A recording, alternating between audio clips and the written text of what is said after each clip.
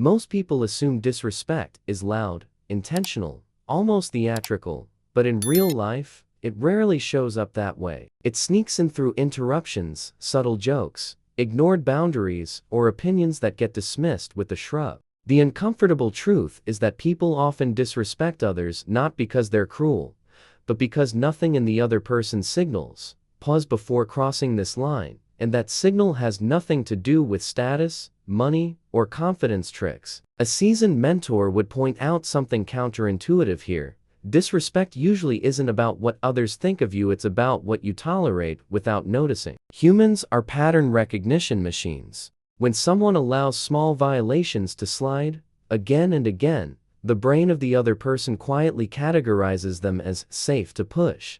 No malice required, just repetition. Like a door with a loose hinge, it invites pressure. Think about the colleague who always gets talked over in meetings, or the friend whose time is casually wasted. Nothing dramatic ever happened, yet the pattern stuck. The mistake is believing respect is demanded verbally, when in reality it's detected behaviorally. Once this invisible mechanism clicks, it becomes clear why trying to act tougher rarely works. And that realization opens the door to something far more effective, which comes next. There's an invisible line everyone carries, even if they've never named it. It's not drawn with words, explanations, or emotional speeches. It's drawn through behavior, especially in moments when something feels slightly off. The mentor's insight here is simple but uncomfortable.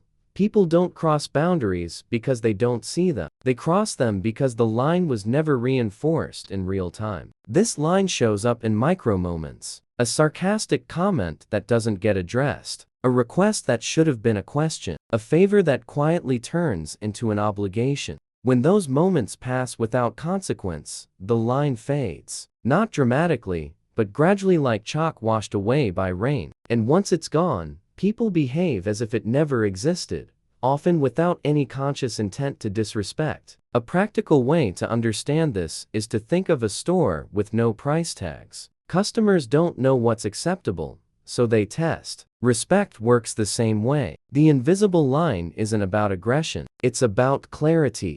And clarity doesn't come from explaining yourself, it comes from a specific response pattern that most people avoid because it feels uncomfortable at first. That avoidance, however, is exactly what keeps the cycle alive, leading directly to the next mistake most people make. Most people believe respect is earned by speaking up, correcting others, or defending themselves in the moment. That belief sounds logical, almost noble. But experience teaches something quieter and far more effective. Not all silence is weakness. There's a specific kind of silence that recalibrates power instantly, and it has nothing to do with fear or avoidance. Picture a scenario where someone makes a dismissive remark, expecting either compliance or an emotional reaction. Instead, they're met with calm, unhurried silence, steady eye contact, neutral posture, no rush to fill the space. That pause creates psychological friction. The other person suddenly becomes aware of themselves. Their brain replays what they just said,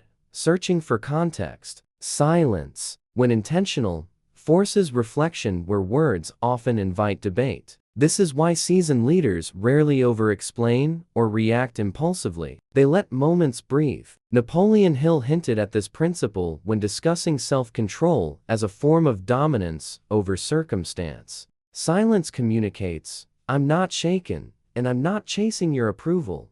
Used once, in the right moment, it disrupts the existing dynamic. Used correctly, it teaches others how to approach you next time, which brings us to the subtle shift that makes this effect stick. After silence does its quiet work, something else has to change, or the effect fades. This is where most people miss the opportunity. Respect isn't cemented by what you say afterward, but by what you do next. The subtle shift is consistency, behaving as if the line was always there, without announcing it, defending it, or dramatizing it. A mentor would describe this as moving forward without seeking validation.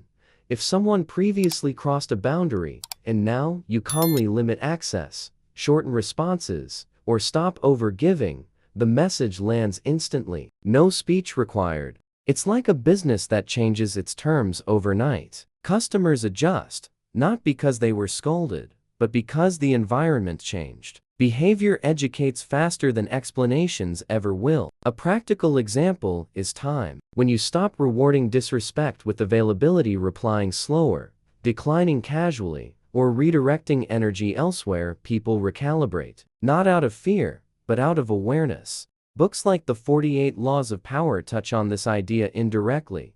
Absence and selectivity create value. This shift feels small on the surface, but it quietly rewrites how you're categorized in someone's mind. And once that categorization changes, it rarely reverts, which leads to the final and most powerful outcome. Here's the part most people underestimate.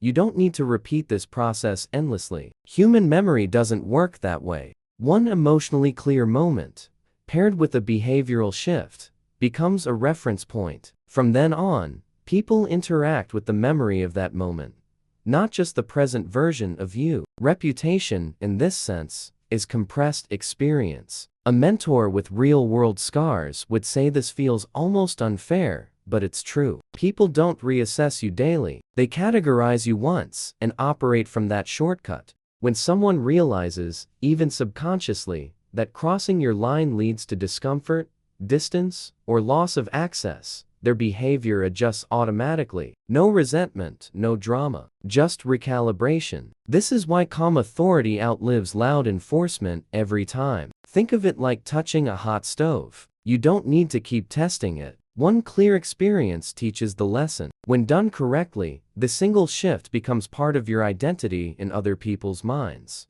They may not articulate it, but they'll feel it. And once they feel it, they think twice before testing you again. That's the real power, quiet, durable, and almost invisible. Most people believe respect is something you slowly earn over years. Be polite, be helpful, be patient, and eventually, they'll treat you right. That sounds reasonable, and it's completely wrong. In reality, the people who get disrespected the most are often the kindest, most capable, and most available ones. Strange, right? The paradox is that trying too hard to be respected often produces the opposite effect. Here's the uncomfortable truth most never hear. People don't decide how to treat you based on who you are. They decide based on one or two critical moments where you showed them what you allow. One moment, one response, one shift. Miss it, and the pattern locks in. Nail it, and suddenly, people hesitate before crossing you. They pause. They choose their words more carefully. This isn't about being rude, dominant, or aggressive. It's about doing one specific thing, once, in the right way. Something subtle, almost invisible, yet powerful enough to permanently change how others perceive you. And once you see it, you'll realize why respect was never about demanding more, it was about signaling differently. Now comes the part that separates insight from transformation. Knowing this changes nothing unless it shows up in real moments, those small, uncomfortable situations where the old version of you would explain, tolerate, or overextend. The invitation here is simple. Notice the next subtle line crossing and respond differently. Not louder, not colder, just clearer. Respect grows where clarity lives. It's worth asking yourself some honest questions. Where have you been rewarding behavior that doesn't sit right with you? In which relationships would one calm pause, one behavioral shift, completely rewrite the dynamic? And more importantly, who would you become if you stopped proving your value and started assuming it? Those questions aren't meant to shame, they're meant to unlock a higher standard. If this perspective resonated, don't let it fade into passive agreement. Apply it once and observe what changes. And if you want more insights like this, practical, psychological, and quietly powerful, make sure to subscribe to the channel and turn on notifications. The next video might be exactly the reminder you need when the moment arrives.